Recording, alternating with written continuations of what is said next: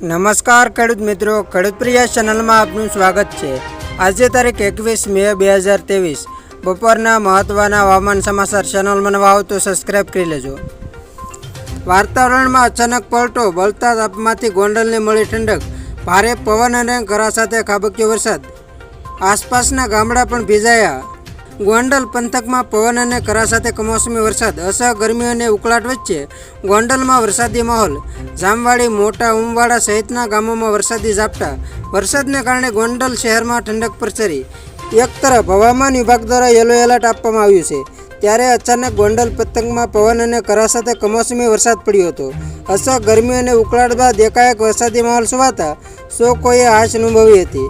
ગોંડલના જામવાડી, મોટા ઉમવાડા સહિતના ગામોમાં વરસાદી ઝાપટા અને વરસાદ વરસવાનું શરૂ થતાં બપોર બાદ ગોંડલ શહેરના વાતાવરણમાં ઠંડક પ્રસરી જવા પામી હતી। ગુજરાતમાં લોકો કાળઝાળ ગરમીથી રાહત મેળવવા ઘરની બહાર નીકળવાનું ટાળી રહ્યા છે, ત્યારે આવતીકાલે અચાનક જ બપોર બાદ ગોંડલ પંથકમાં વાતાવરણમાં પલટો આવતા લોકોએ રાહતનો શ્વાસ લીધો હતો। ત્યારે એકાએક ધોધમાર વરસાદ વરસવાનું શરૂ થતાં લોકોએ ઠંડકનો અનુભવ કર્યો હતો। ત્યારે બીજી તરફ હવામાન વિભાગના મતે આગામી 5 દિવસ રાજ્યમાં વાતાવરણ સૂકું રહેશે, જોકે કેટલાક શહેરોમાં તાપમાનનો પારો યથાવત રહેશે। અમદાવાદમાં 1 દિવસ માટે યલો એલર્ટ આપવામાં આવ્યું છે, એટલે કે અમદાવાદમાં તાપમાનનો પારો 43 ડિગ્રી સુધી રહી શકે છે। તો હવામાન વિભાગના મતે પવન પશ્ચિમ તરફથી ફૂંકાઈ રહ્યા છે, જેના કારણે વાતાવરણ સૂકું રહી શકે છે। હવામાન વિભાગની આગાહી કરી છે કે આ વર્ષે ચોમાસું કેરળમાં મોડું પહોંચશે।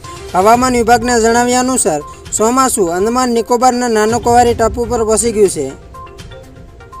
જોકે આ વર્ષે ચોમાસું મોડું ચાલી રહ્યું છે, કેમ કે અંદમાન નિકોબારમાં ચોમાસું 16-17 મેના રોજ પહોંચી જાય છે। આ કારણોસર કેરળમાં પણ ચોમાસું પહોંચવામાં 3 દિવસનું મોડું થઈ શકે છે।